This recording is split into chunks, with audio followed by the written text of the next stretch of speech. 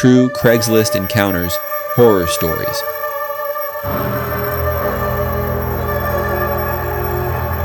It all started with a post, a simple Craigslist ad like many others. I wasn't searching for something extraordinary. I had just moved into a new apartment and my budget was stretched thin. That's when I saw the listing.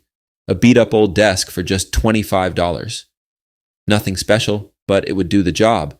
The seller lived about 30 minutes from my place, and after a few messages, we arranged a time for me to pick it up. The house was tucked away at the end of a long, winding road in the middle of nowhere. By the time I arrived, dusk had settled, painting the sky in hues of dark orange and purple. I wasn't too worried.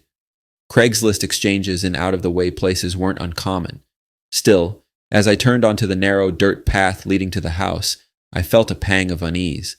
The house looked old, decayed even, with peeling paint and boarded-up windows.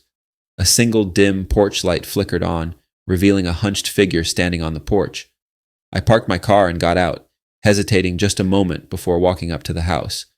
The man was gaunt, with stringy gray hair falling in uneven clumps around his face. He barely looked at me as I approached, his eyes downcast. "Here for the desk?" he asked in a hoarse voice. I nodded, unsure of what to say. He motioned for me to follow him inside. I'll admit, I wasn't too keen on going in, but I convinced myself it would be quick.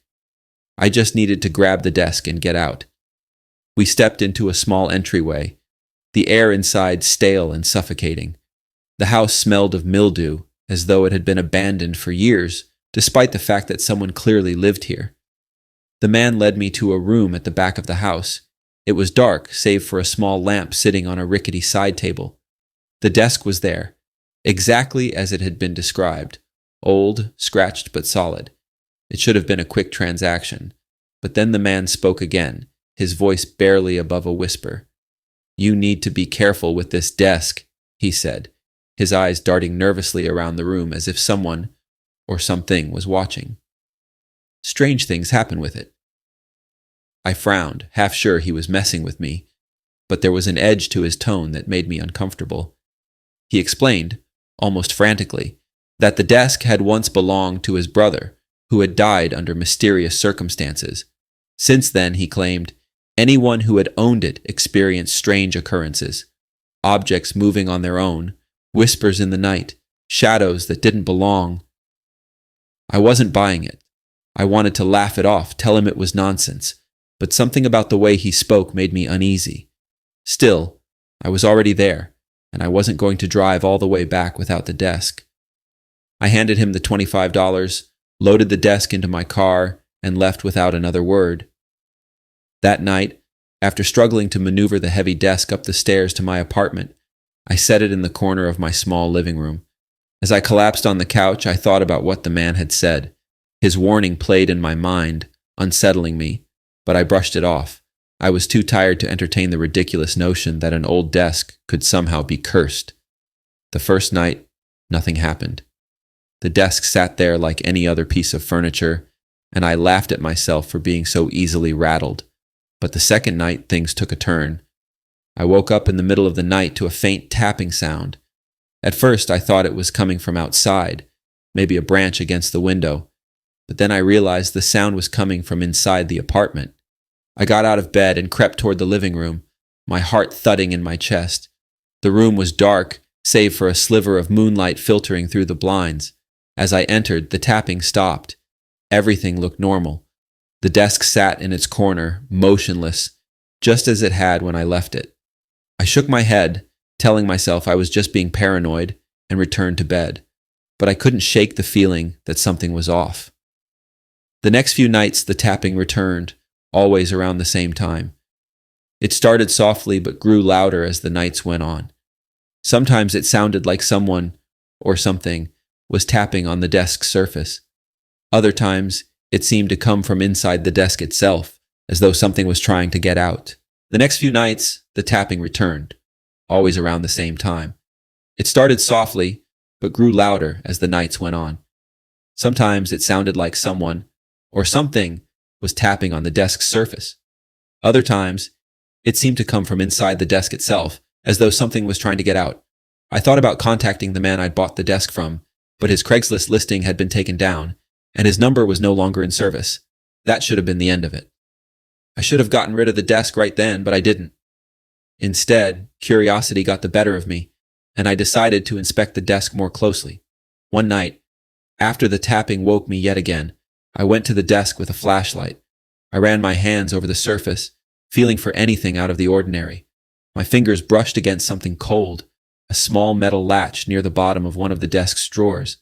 I hadn't noticed it before. With a sense of foreboding, I flipped the latch, and the bottom of the drawer fell open, revealing a hidden compartment. Inside was an old journal, its pages yellowed and brittle.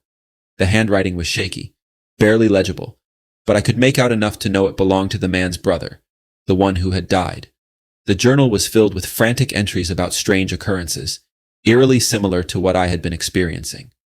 The brother wrote of hearing tapping sounds, seeing shadows that shouldn't be there, and feeling a constant, oppressive presence in the house. The last few entries were especially chilling.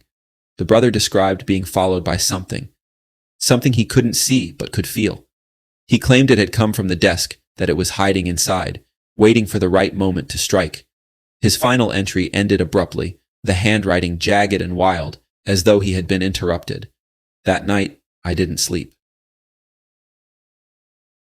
The next day, I made the decision to get rid of the desk. I couldn't take it anymore.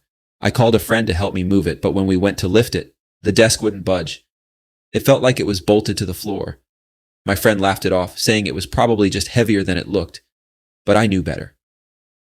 In the days that followed, the occurrences escalated. The tapping grew louder, more insistent. Shadows moved in my peripheral vision. And then, one night I saw it. I had fallen asleep on the couch, too afraid to sleep in my bedroom.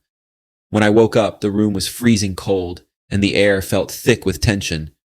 In the darkness, I saw a figure standing by the desk.